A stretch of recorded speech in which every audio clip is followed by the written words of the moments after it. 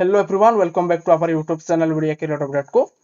आज वीडियो में जानिबा State Bank of India SBI clerk junior associate requirement 2026 विषय एक बड़ नियुक्तिर अपडेट।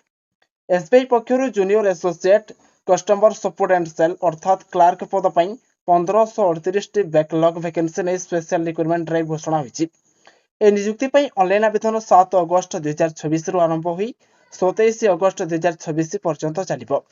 तेबे नियुक्ति किए आवेदन करें, बयस सीमा केते, शिक्षागत योग्यता कौन, परीक्षा किपरि हेबो एवं आवेदन किपरि करेंगे सबकिछि आज वीडियो माध्यम जानिबा।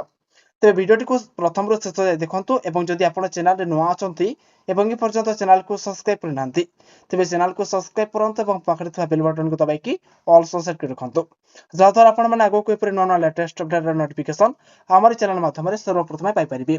तेबे फ्रेंड्स देखंतु ए नियुक्तिर नाम हेउछि एसबीआई क्लार्क रिक्वायरमेंट 2026। पदर नाम रही junior associate customer support and sales. नियुक्तिकारी संस्था स्टेट बैंक ऑफ इंडिया अर्थात एसबीआई। तेबे एठरे मोट पदवी रही स्पेशल रिक्वायरमेंट ड्राइव रे मोट रही 1538 जूनियर एसोसिएट पद रही जहाँ मुझे पूर्व कही सारी। तेबे देखंतु इंपोर्टेंट कथा रही एगुड़िक बैकलॉग वैकेंसी और ए ड्राइव टी एसटी एससी और ओबीसी कैटेगरी पर उद्दिष्ट बोली रिपोर्ट रे कहा जायछि। तेबे देखंतु आवेदन तारीख कौन रही चाकरी ऑनलाइन आवेदन आरंभ 7 अगस्त 2026 रु जहाँ आरंभ हो सारी एवं आवेदन शेष तारीख रही 27 अगस्त 2026। ओके, तेणु योग्य प्रार्थी मैंने शेष तारीख को अपेक्षा नक समय मध्य आवेदन करूँ। तेज फ्रेंड्स जदि यह रिक्वायरमेंट आम बयस सीमा देखा तेबे रिक्वायरमेंट प्रार्थी बयस साधारणतः 20 रु 28 वर्ष मध्य आवश्यक बोली प्रकाशित रिक्वायरमेंट डिटेल्स दि जाइए।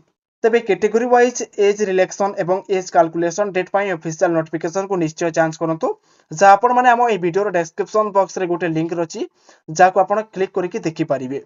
तेबे जदि शिक्षागत योग्यता को देखा तेबे जूनियर एसोसिएट पद पर साधारणतः ग्रेजुएशन आवश्यक होता है अर्थात प्रार्थी मान्यता प्राप्त विश्वविद्यालय ग्रेजुएशन डिग्री थिबा दरकार। किंतु 2026 स्पेशल रिक्वायरमेंट ड्राइव पर अंतिम शिक्षागत योग्यता और अन्य कंडीशन जानिबा पई ऑफिशियल नोटिफिकेशन को टिके जांच करि नियंतु जाद्वारा आपण माने सब किछि जानि परिबे। तेबे जदि हम सिलेक्शन प्रोसेस को देखिबा तेबे एसबीआई क्लार्क नियुक्ति रे मुख्यतः प्रिलिमिनरी एग्जामिनेशन तापरे मेन एग्जामिनेशन एवं आवश्यकता अनुसार लोकल लैंग्वेज प्रोफेशनल टेस्ट रही है। सेहीपरि आवेदन करने पूर्व निज स्टेट यूटी एवं लोकल लैंग्वेज संपर्कित नियम भल भाव पढ़ी नियंतु। तेबे जदि देखिबा एग्जाम पैटर्न केमती रही है ना एसबीआई क्लार्क प्रिलिमिनरी एग्जामिनेशन रे साधारणतः 3टी सेक्शन रहे। प्रथम रे रही है इंग्लिश लैंग्वेज, ओके, तापर सेकंड रे रही है न्यूमेरिकल एबिलिटी एवं थर्ड रे रही रीजनिंग एबिलिटी। या पर क्वालिफाइड कैंडिडेट मेन एग्जामिनेशन दे थांती। ओके, तेबे हमें आवेदन केउठारे करिवे तेबे देखंतु प्रार्थी माने एसबीआई रो ऑफिशियल वेबसाइट माध्यम रे रिक्वायरमेंट संपर्कित आवेदन करि परिबे।